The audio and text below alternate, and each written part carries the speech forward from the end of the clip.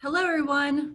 It's me, Dr. Rognold. I'm in 3084, trying to record a lesson on phonics and developmental spelling and the spelling assessment, the developmental spelling analysis, which is our assessment that we're going to learn this semester. And I'm hoping that this will work. It's hard to do what I want to do today in a typical Zoom meeting.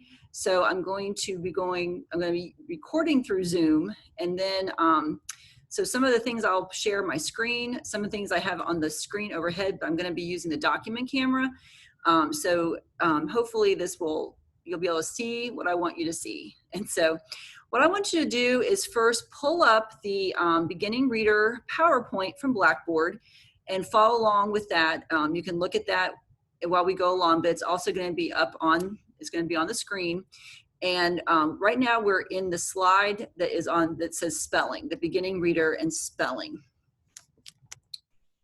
So the beginning reader, we talked a lot before spring break about the characteristics of the beginning reader, but the beginning reader, their spelling, they're now in the letter name stage of spelling development.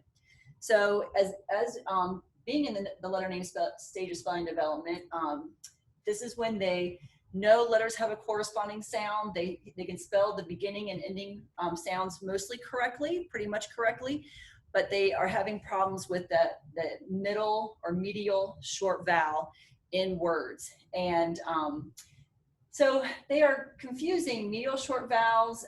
They are confusing the two letter blends, like two consonants that are together where you can hear each sound, but they can confuse those. But they also are confusing digraphs where there's two letters that make one sound, the SH, CH, TH are the most common. And what's absent in this stage is that they cannot really handle long vowel sounds. They can hear the long vowel sound, and they're going to represent the long vowel sound by just the vowel itself, but not with a pattern. So they're going to have a very hard time to represent a long vowel pattern with like the silent E marker or, OA, IGH, AI, all those different long vowel patterns.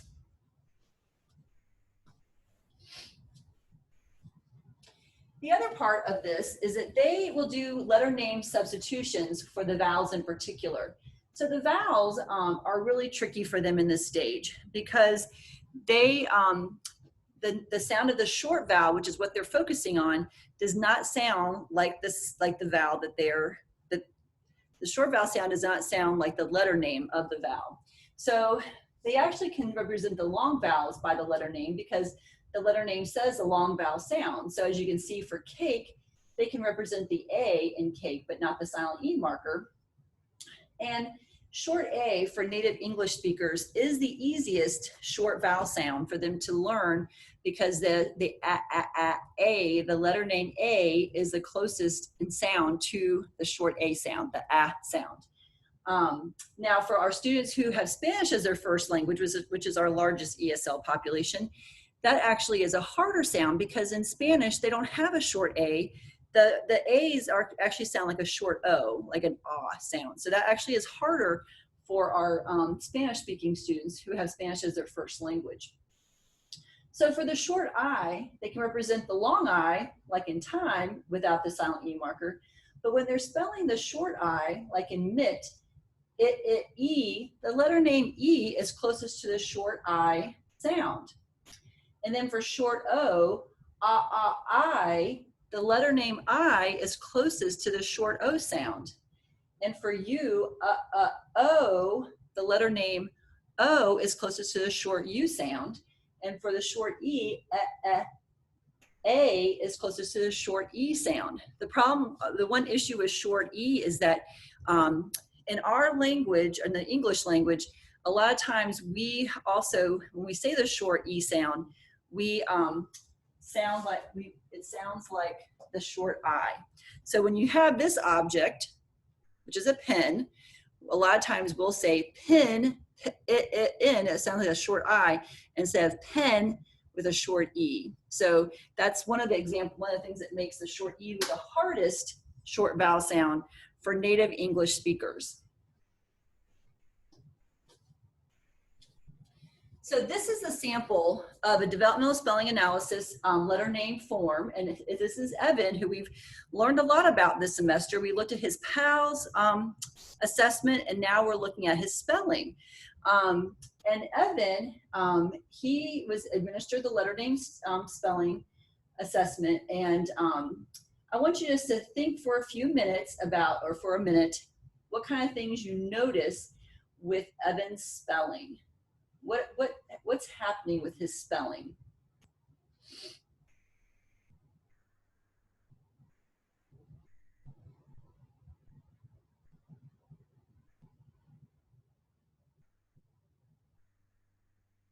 So hopefully you've seen a couple of things. One thing is that he's still writing some of his letters backwards. But you also can notice, like, he's writing some uppercase, like writes the uppercase B and bump because he wants to make sure he's writing the B. But for the most part, he has his beginning and ending sounds, even when they're blends and digraphs, mostly correct. Like, he doesn't have he spelled much with a TH instead of an SH. This one, for when he spelled that with the Y at the end, that's very possible that when he was trying to hear the sounds, that he subvocalized that Y, and that's why he put the Y. And the one, in all the words, except for one, he has a short vowel in the word, but he doesn't have the right one for many of them. And so the only exception to that is number 23, trip. And trip is a really tricky word because you have that affricate, the TR, and when you say trip, it sounds like a CHR instead of a TR. And so that's the one word that he does not have a vowel sound. It also looks like in number 20, when he was spelling went, those nasals that come before the ending consonant can be very tricky, like in bump. He didn't get the N in bump. But for went, it looks like he squeezed that N before the T as an afterthought. But he's doing a lot of short vowel confusions. And so particularly he's doing short A for E very consistently, short O for U very consistently, and I for E in a couple of cases. And so he is in the letter name stage, but he definitely needs to work on the short vowel, his comparing short vowels. So thinking about the sequencing is that when a student is first in the letter name stage, they're going to be comparing short vowel word families. And I'm going to actually now change over to the document camera and show you what they might start with.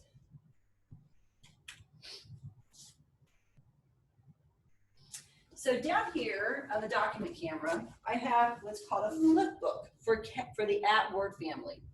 So the at word family stays the same, but the beginning sound changes. So we have cat, bat, sat, and mat. And we could have many more beginning sounds, but that's enough for you to kind of understand.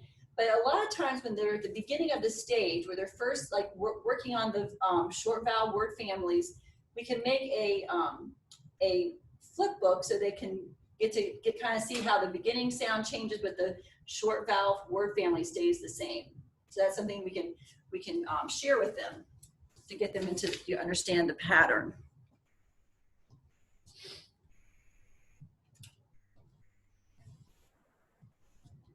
So in our scope and sequence, that would be the beginning of our scope and sequence, is having them work on the same short vowel word families, like doing at and first, and maybe app and ag. Those are some of the short A word families. Then moving on to short I word families like ip and it, and then short O word families like ot and op. So different ones. But then once they have the kind of the hang of what the short vowel word families are about, then we might have them work on mixing the short vowels. And so we might have them do an at versus ot word family, two word families, but we would change the beginning sound, but keep the same ending sound. So the ending sound is consistent so they have an easier time to try to hear the difference between those sounds. And then once they become very, feel very solid with that, with comparing, different short vowels but with the same ending sound, then we can move to mixed families where we have short A versus short I, but the beginning and ending sounds would change. Then we'll work on digraphs like CH, SH, and TH, and then working on blends like ST, SL, SP, or BR, BL, different kinds of those types of blends. And then finally, at the end of the stage, we would work on preconsonant nasals that in, like NG, like ing, thing versus think, the NK, or the MP, MP having MP at the end of words, or those types of nasals. So that's going to be the ending of the letter name stage.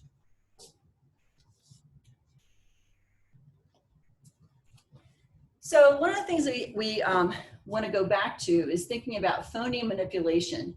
And so we talked a lot about what phonemic awareness is and being able to segment words by their individual sounds orally. But once they have that understanding, then they can apply it into the words that they're working on.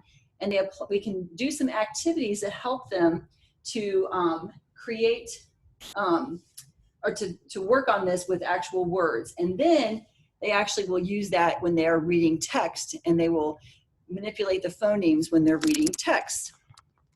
So one is called push and say it, which is when we segment and blend word family words. And one of the first things they do is they might segment the onset and rhyme, like the beginning sound in the word family, and then they blend the sounds of the word together. But then as they get more proficient with that, then we'd have them do individual phonemes, where they would blend the sounds of each individual sound in the word together. For make a word, this is where we actually would have them change the phonemes in the words, like change the beginning sound, change the ending sound, and change the medial short vowel. So the easiest part of the word for them to change is the beginning sound. The next easiest part is the ending sound, and then the middle short vowel. So I'm going to do a demonstration of this on the document camera.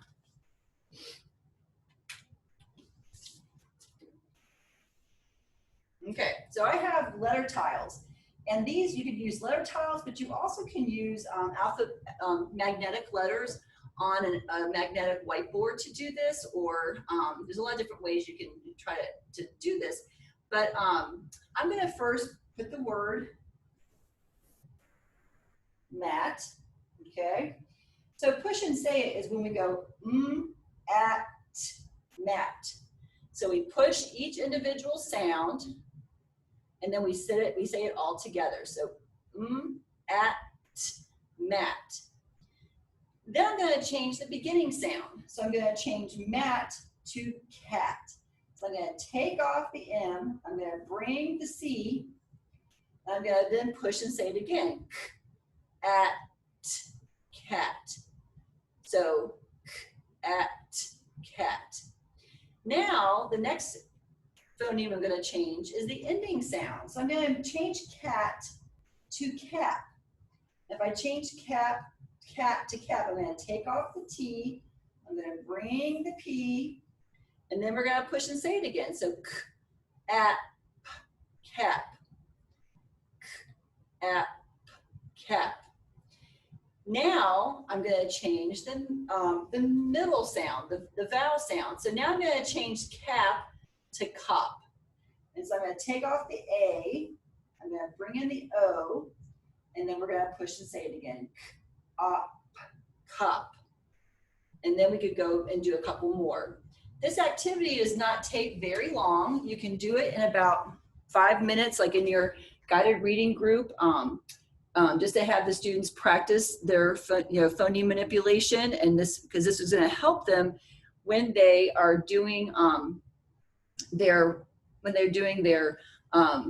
decoding in text as well. Like when they're reading one of the decodable readers, those pre-primer level texts, and they get to a word they don't know, it will help them to break that word apart and put it back together, to segment and then blend it back together. So I'm going to stop this video right now. I'm going to see how it looks, and then I'm going to continue on another video.